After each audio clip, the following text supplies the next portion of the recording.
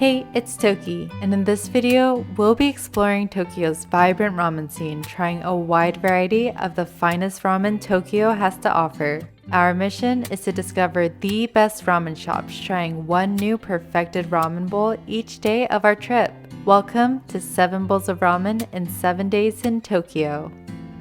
Day 1, Ichiran. Our first stop in Tokyo is the world-famous Ichiran Ramen, famously known for its solo dining service. Today, we're trying their Shinjuku location, which already has a long line of people waiting at 6 p.m. After about a 40-minute wait, we're finally at the kiosk, which is pretty foreigner-friendly with plenty of language options available. Yay, we got our tickets! Oh no, there's another line. But while you wait, you can fill out the customization form. The standard options are denoted with the dotted line, but I'm gonna order a lighter option since I'm feeling pretty tired from traveling from the airport. Don't want to feel too groggy. Finally, it's our turn! Now the true experience begins. Take a seat at one of the stalls, and if you're a party of 2, let them know so they can seat you next to each other. Just placed my order and I love the vibe here. The wood finish evokes a nostalgic feel. It's pretty quiet too. In only about 5 minutes, the ramen arrived.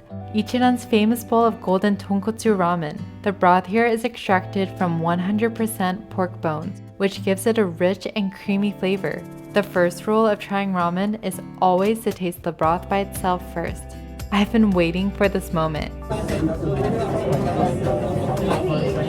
Oh, that's so good. Yeah, after an 11-hour flight, that is really satisfying. The thin noodles are made with Ichiran's special blend of high-quality flour, smooth and chewy at the same time. Pork chashu, which is marinated braised pork belly as a topping, pretty classic. Overall, Ichiran lives up to the hype.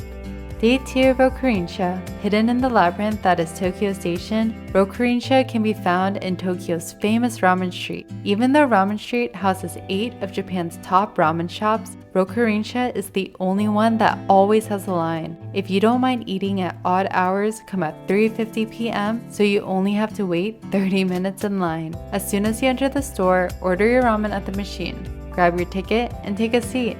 At Rokurinsha, we won't be trying the classic hot broth ramen you may expect, as this ramen shop specializes in glorious tsukumen.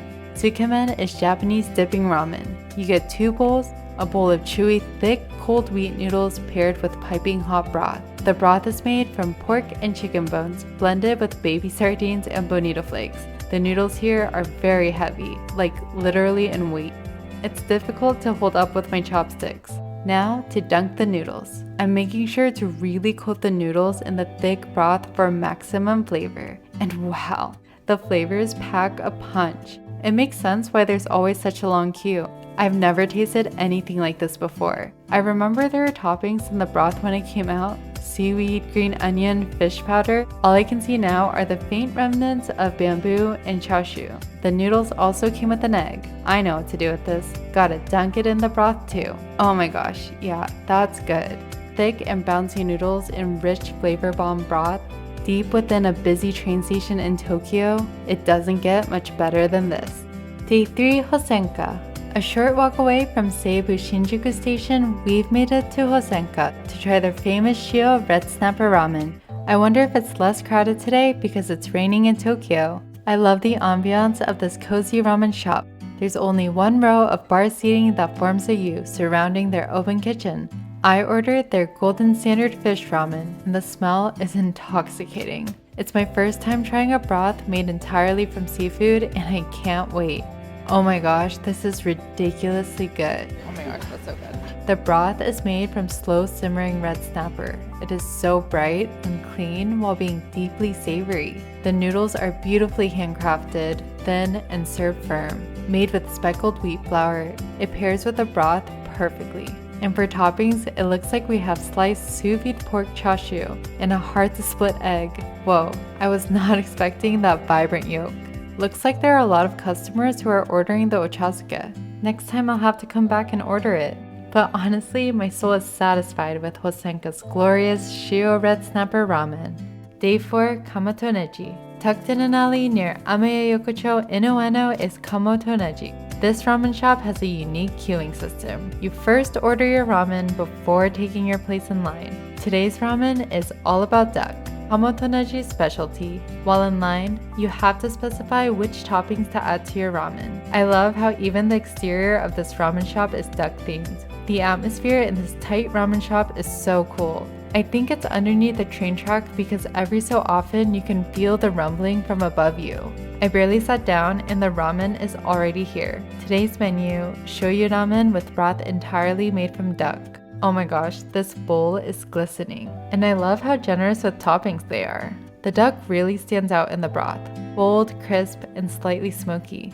I really love the notes of layered green onion flavor as well. Looks like Kamo to Negi serves their ramen with straight wheat noodles. These noodles look incredible. I'm really impressed with the noodles. The noodles carry the broth with ease. The texture is firm and delightful.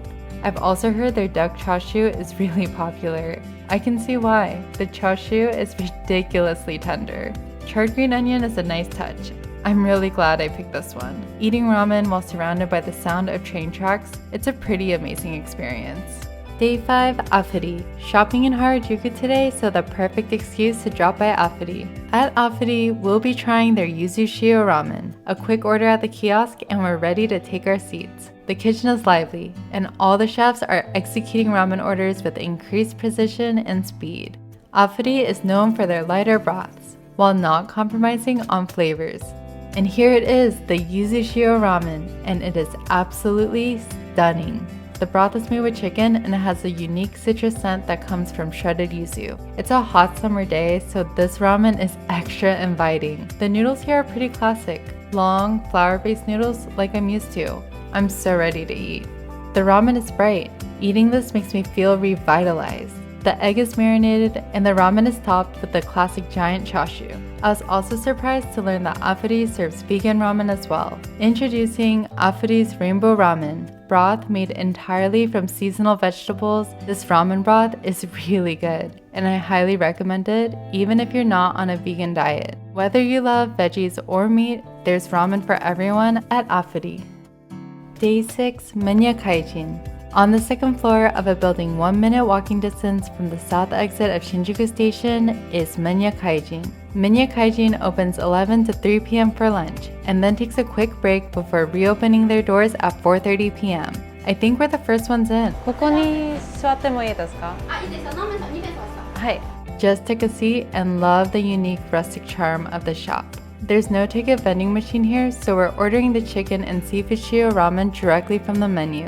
The ramen here is gorgeous. The broth is crystal clear and the aroma is so inviting. And this golden hue is such a pretty color.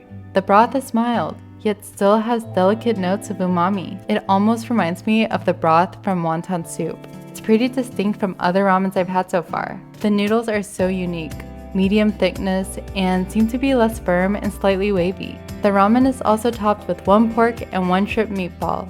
The shrimp one is my favorite. At the end, you can also order a yaki onigiri or fried rice ball to finish up the soup with.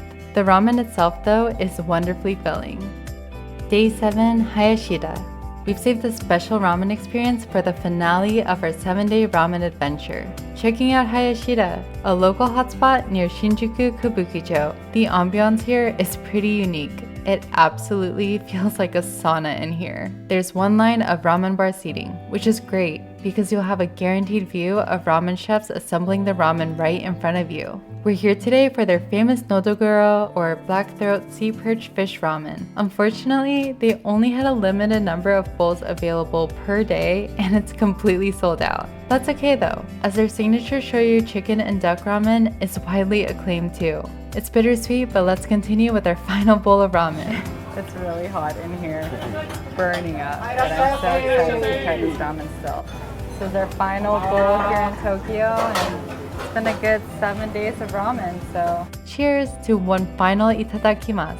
The shoyu ramen here is special in that it has a dark, intense hue. Wow, the broth tastes so complex. Rich chicken broth with a slight hint of duck, naturally paired with bold soy sauce umami notes. You can really tell that these noodles are high quality. The thin and straight noodles here are made of several blends of wheat flour. The noodles and broth could each stand alone, but together it's just absolute perfection. For toppings, classic menma and chashu. Big and spectacular flavors at Hayashida. It's no wonder there are whispers that Hayashida may be the best ramen shop in Shinjuku. I plan on being back for the Nodoguro ramen too.